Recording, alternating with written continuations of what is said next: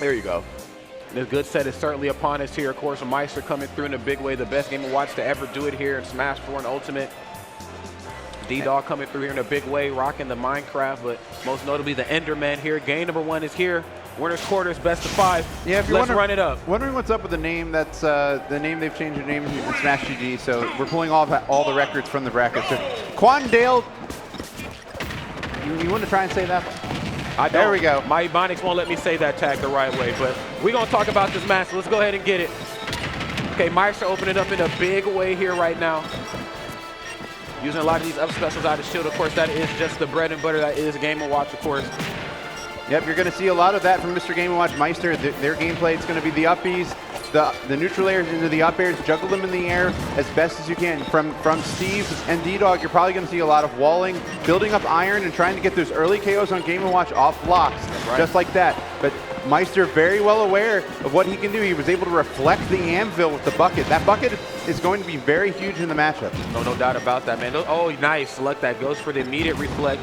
And those one of those few options in Game & Watch's arsenal that's going to make a Steve of any sort think twice before they come through with the card gameplay. But again, gets shielded that time, and there's the downer. I'd like to see some of the off-stage pressure as well. Okay, a little off the mark, but there it is. I would imagine backer could be a thorn, in the side of a Steve, especially when they're trying to up B back. Yeah, it does take a little bit of time. Calls the roll in, and there's the up smash. Maister known for getting those crazy charged up smashes. There's another one for the books. Okay, lands with the nair here this time. Great pressure from upper underneath, going for a few uppers in a row. 45% here and climbing. Has to figure out a way here to disengage ever so slightly and get his tools in order. And completely eliminating the anvil from the matchup using the bucket. Very smart by Maister. He's been able to basically take that off the table from D-Dog. Okay.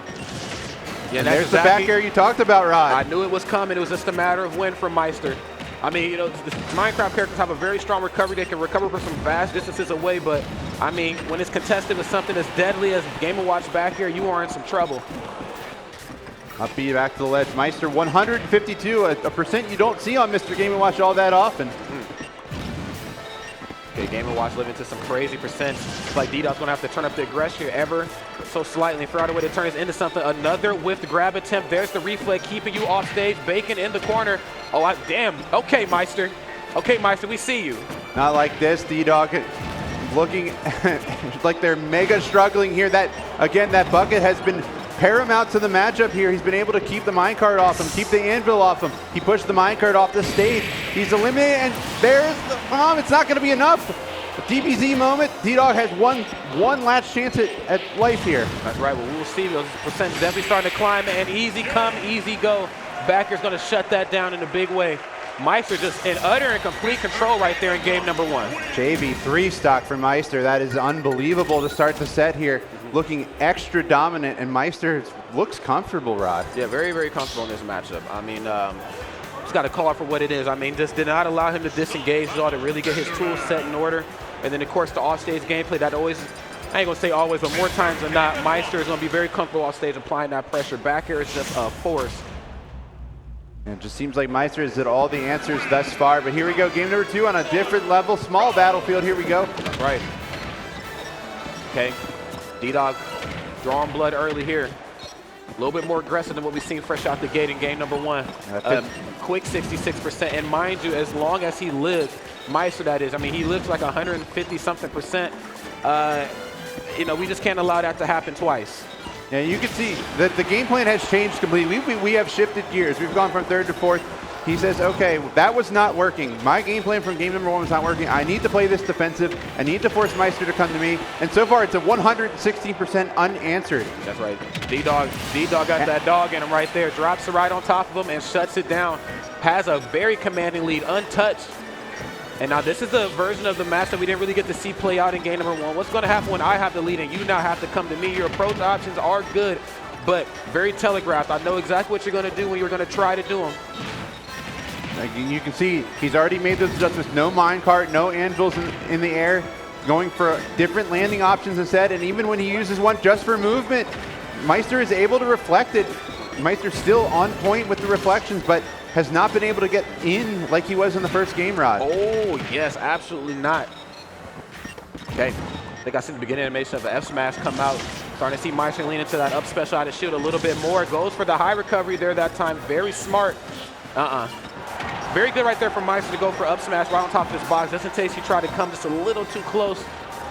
Didn't allow himself to get burned there that time. No reflect on the cart. Maister starting to bleed out just a little bit.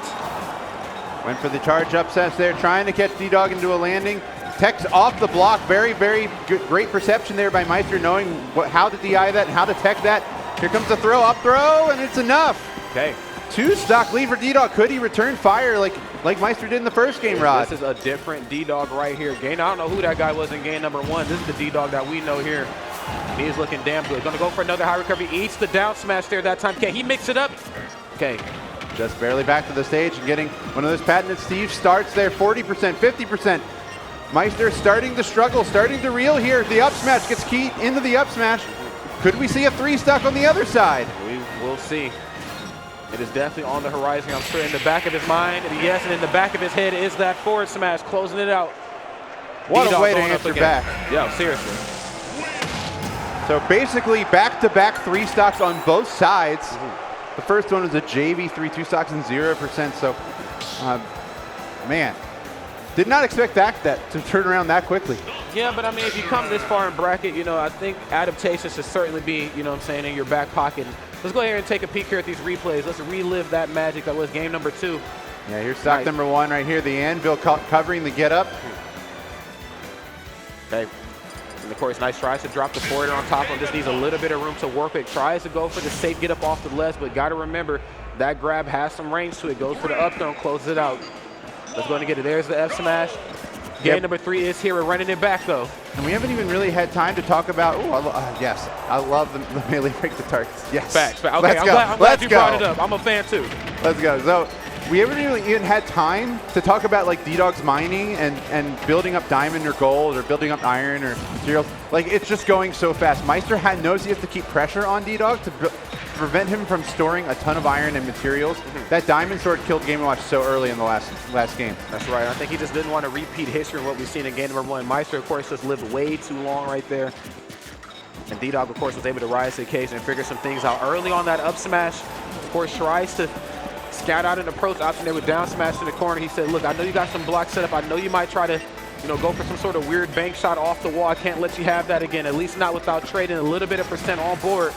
Nearly caught a roll read with an up smash there. That's a big miss for Maister. It could be even bigger miss here. Gets the forward air, tries to build materials up once again. Staying up in the air, trying to build barriers. There's the minecart, finally hitting the minecart for the first time in the set, Rod. That's right, keeping his minecarts and just really his approaches back onto stage as ambiguous as possible.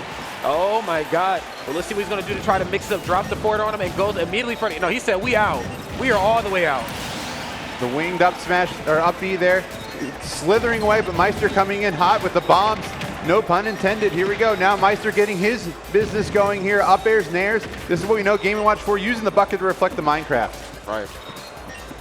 It's such a smart tactic to use too. I mean, just really forcing D-Dog to think twice before he goes for cart. That time, of course, not in position to go for the reflect, but that time trying to drop a forward air on top of him. Okay. Back air through. Knows he's trying to disengage. He's trying to get something set up here. His tools in line, but turns the Maister in the roadkill right there. Just comes through in a big way. Yeah, I believe Maister tried to jump there and get the bucket, but I think he bounced off the block that was above him. Wasn't able to get the bucket out in time. Right. Okay, cart back on deck here, and Maister still with a pretty comfortable lead. Nothing off of the up smash. Very smart. He knows that there's going to be a lot of opportunities for Maister to go for like a landing there on the top platform, or most notably landing down there, trying to meet him in the middle with up smash every time. You know, key only lasts so long. Nice, just drops it right on top of him.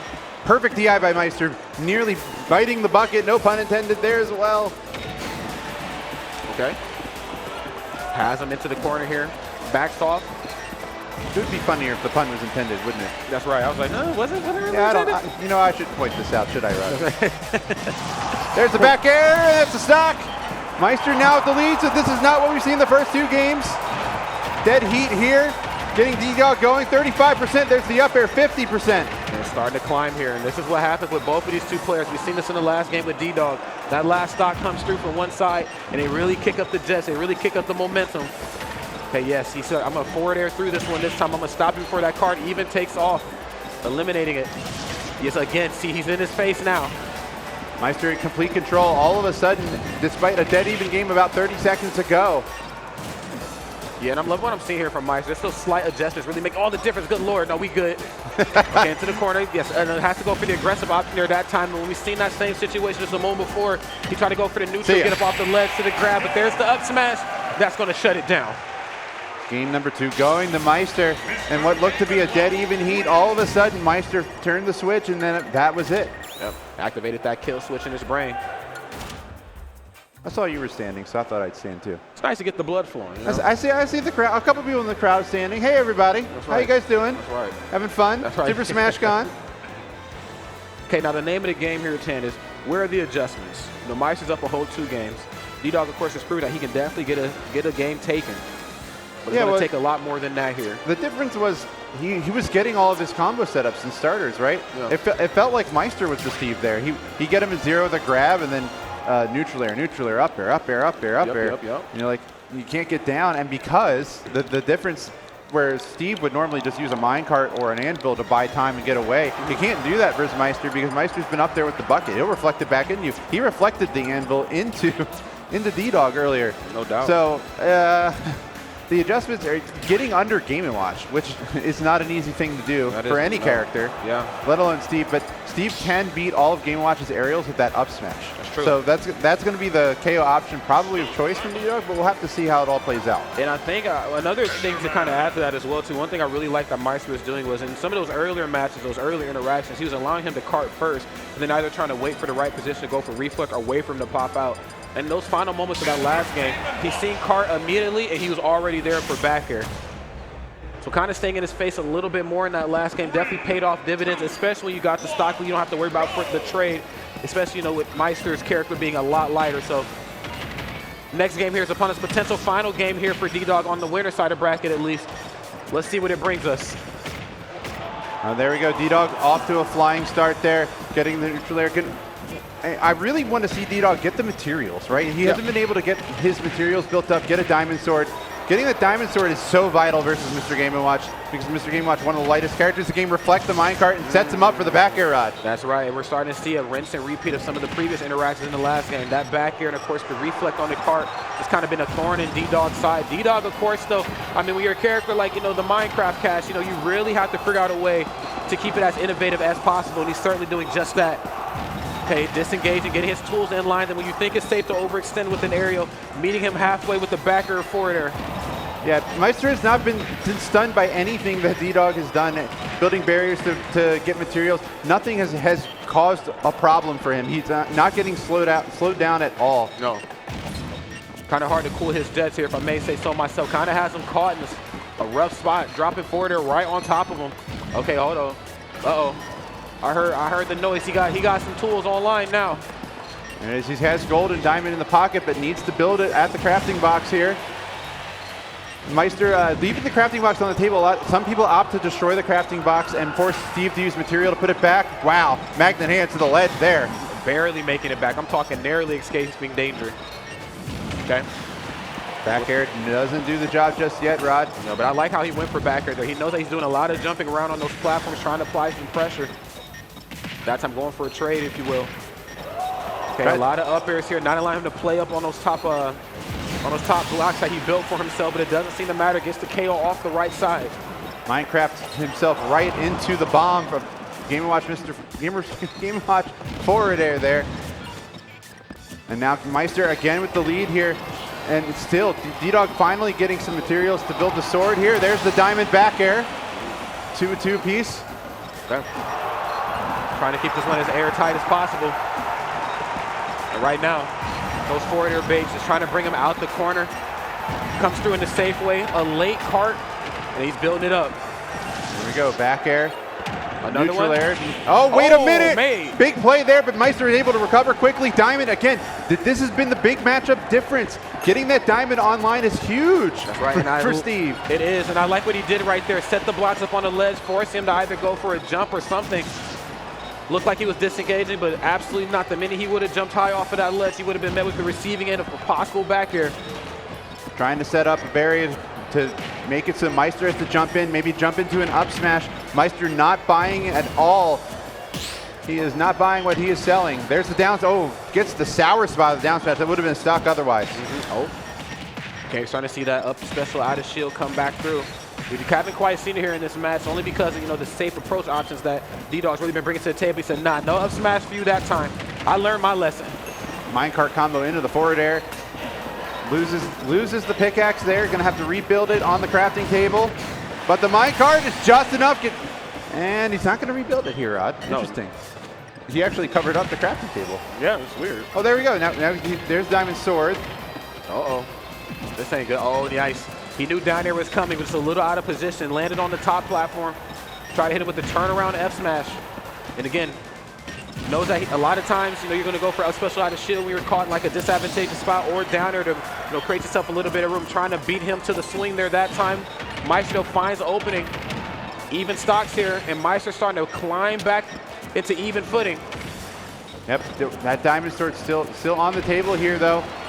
D-Dog, a rogue forward smash or maybe even a rogue up smash at this percent is enough to get the job done, but what's it going to be? There was the attempt for the rogue forward smash. I swear I'm not telling him what to do. I know, right? We promise. Maister patented charge, smash moves, down smash, up smash, down smash, up smash. It's a lot of pressure to deal with. Okay. Actually goes for forward throw there that time. Ooh. Oh, gives him a chair, told him to take a seat, and Maister with the pop-off. Maister moving on to top 8. Winner's side.